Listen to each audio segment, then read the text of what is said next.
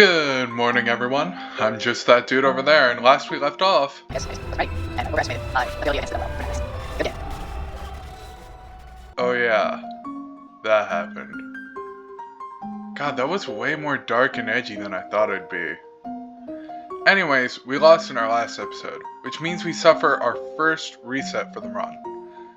Unless you want to consider... And then I lost my video footage. Regardless, this means we have to go all the way back to Kanto and make our way to Unova. Lovely! I think the biggest pro is that we don't have to start in Gen 1 since we made it to Gen 3. So we get to try a new game while revisiting something old. Let's hop right into it then. Back in Pallet Town. I thought we'd spend more than 5 minutes away from Kanto, but Art and Jesus tells us to come back here at the peak of Emerald's journey. At least I got to get some new gear for our visit. Last time we were here, Mount Chimney, the Charizard, and Xenocross the Venusaur did all the work, leaving little room for Leonard the Squirtle to shine. So to give some light to our Ninja Turtle friend, we'll choose him as our starter for the run. And thanks to this guy, we're able to blast through the early game really easy. And also thanks to this, being Gen 3 and not Gen 1, we'll have access to abilities that can help improve our team. After wasting 500 Poke on a Magikarp, we fly through Mount Moon, picking up some Democracy on the way. But I do begin hacking Bill's PC for candy once we reach Cerulean. Listen, grinding for Brock was already annoying as all hell.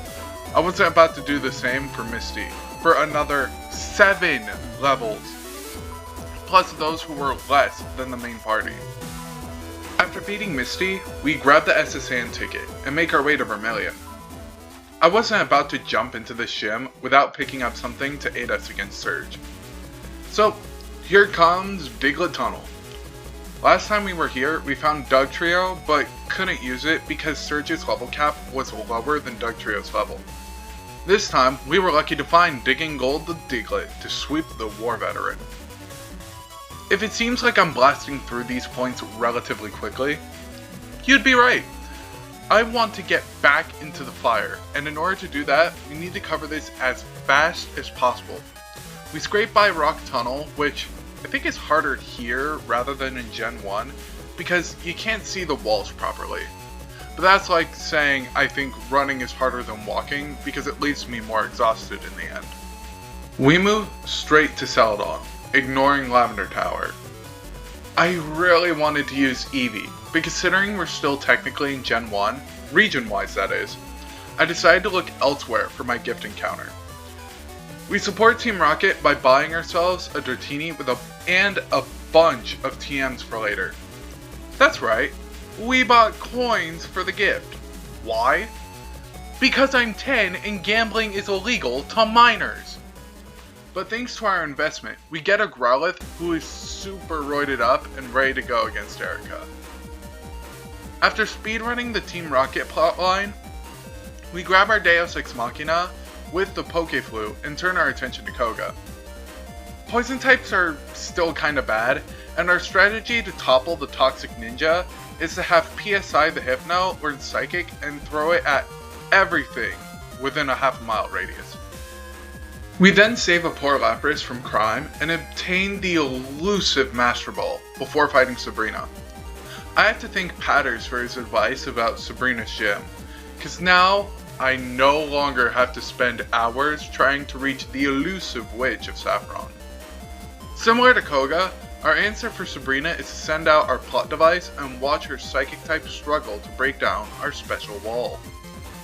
We then go out of our way to pick up the worst legendary of Kanto before moving to Cinnabar to not revive our fossil. We instead show Blaine that you don't need water to beat fire types and defeat him with our PK Flash. Giovanni was last on our gym conquest, and let's be real, a ground type gym leader stands no chance against Joshua riding on some gnarly waves. So instead, let's cover our Elite Four team, shall we? We have Joshua, the secret 6th Ninja Turtle from Kanto, a pup named Scooby-Doo that someone lit ablaze. The story equivalent of chucking a brick at someone before saying look out. Spearheading Vileplume, as the leading reason for another grass poison type. PSI the Hypno, who has spawned a whole genre of Shmentai based on its gimmick. The Ugly Bastard. And finally, my desire for redemption with Dragonair, who will eventually become Dragonite if we pray hard enough. The Elite Four stood no chance against my team, and we easily became champion. PSI conquered Lorelei by putting her into submission with his calm mind. Bruno was treated the same, with Spearhead insisting that they join the fight just to take a piss on this man. Agatha was the biggest challenge, with everyone working together to take her down with her levitating regrets. Lance suffered a great defeat to Joshua after he did the narrative equivalent of bringing a knife against a tank. And our rival Alabama didn't get a chance to show off his accomplishments to his girlfriend because of how quickly we defeated him. It feels great to become champion again. I hope I don't instantly lose my title. Shit. Learning my lesson, I pick up Cyndaquil as my starter, since I wanted to play with God later into the run. I swear, each time I play Johto, I forget how low the level cap is for the first gym. I practically get to the cap while trying to level everyone else there. But can you believe that the flying type gym leader only has one Pokemon that uses flying type moves? Bruh, man, he should be ashamed at the fact that a grass type can beat his Pidgey, let alone a Pikachu. By the time we make it to Azalea Town, we've grabbed a lot, if not all, the possible encounters we could get by running around. So instead, we save these encounters for when we get Headbutt. We still take down Bugsy pretty easily because we get Noob the Geodude way earlier than before. We get Headbutt and start mashing for a Heracross, if only for... But instead, we find the Giga Chad, Apom! Let's go! She's never gonna be good. But if you saw how we last dealt with Johto, you'll know that she'll come back in kind of a memey way. Hatching the Dizzy Punch Egg, we get Tyrogue instead of Elekid or Magby. I wanted to make it Hitmonchan, not because I wanted to make it useful or anything, but because I wanted the elemental punches on a Pokemon that was weak to Psychic and Flying. But I accidentally evolved it into a Hitmontop. You made him into a Hitmontop? Bad character, unusable. We beat the Goldenrod Gym with Shelly, the Slowpoke, by teaching about curse words. We find King Moonstone in National Park, before tracking Buildown to give us Carl Weezer the Eevee. Listen, I'm going to use Eevee one way or another, and if I want to still use God later on, I need to make Carl a Psychic type, so he can sense when Jimmy's mom's in danger. It's a shame we did this before taking on Rick and Morty, but we still beat him relatively easy thanks to New, John, and Lindis. My favorite time of the video has arrived, where I tell fat jokes about Chuck, old people jokes about Price, and we keep ignoring Pizza Tower in Ecritique City because I lack the funds and resources to play something that looks like it was made on MS Paint, and save the head of a radio station from terrorists from another country. My reward for my heroics is my game crashing when I try to get the radio card, forcing me to continue my ignorance for Pizza Tower and save the day. Claire is still an nagging, unlikable so I reason with her to give me the badge in exchange for adding a useless party member to our final team. She accepts, and Money the Apom solidifies her place on the team. Speaking of Elite Four teams, this one consists of Gold if he was isekai'd into the world of Pokemon. Wait, King Moonstone, the second of the Jotonian frontier. Lady Lindis of the Dark Cave Plains. Skyla, the swim coach. Carl, the llama-loving psychic, and Money, the money-making Apom. This run had a bit more intrigue because I didn't use Pokemon that had obvious counters to water types. Well, I mean I would've, if they both didn't run away from me near Olivine. But what else can I say besides the Elite Four failing to live up to our battle prowess? All of our Pokemon got involved for the victory, and bro, even Money did. She did this. I mean, it wasn't useful, but it was still very funny. And that's it. I'm not doing Kanto again because it would be redundant and a waste of time.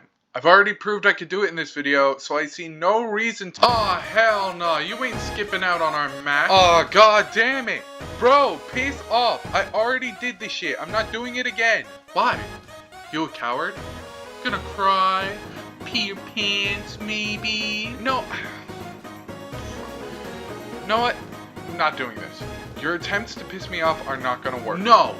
You sent me to the Shadow Realm. Do you know what that's like? I remained in an almost stasis-like state for 5 years. Then they began clawing at my soul for another 10 years. It wasn't until they went on break that I was able to make my stunning 50-year escape. Wow. I didn't know that the Shadow Realm also made you suck at math.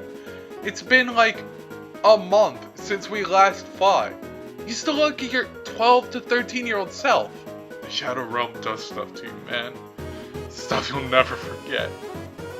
Listen, can we please do this another time? I've got shit to do. And the longer we spend squabbling, the more likely it is that Nintendo will find us and start issuing cease and desist for posting content like this. You want to leave so badly? Fine. But know this. I will not let this go. You stole time away from me. Time that I'm never gonna get back.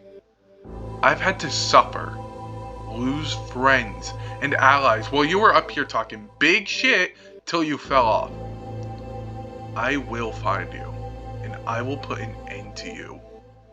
It may not be today, it may not be a month, or even a year, but I will be back, and our battle will be legendary.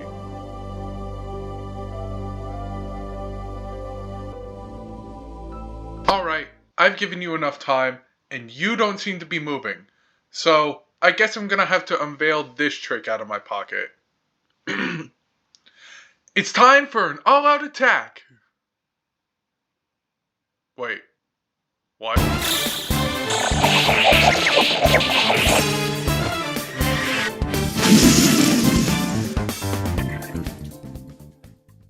Well, that was cryptic and weird. I'm glad we can make it back to the place where we lost. I can't wait to get back to Tate and Liza and try and take a piss in their morning Joe. It'll be tough, but I'm sure that our new journey in Hoenn will be good. So long as Nintendo doesn't find us and begin burning our journeys with strikes. If you like what you saw, why not consider leaving a like and spread the video around? It really helps idiots like me who suck at promoting videos. And, as always, until next time, stay safe out there.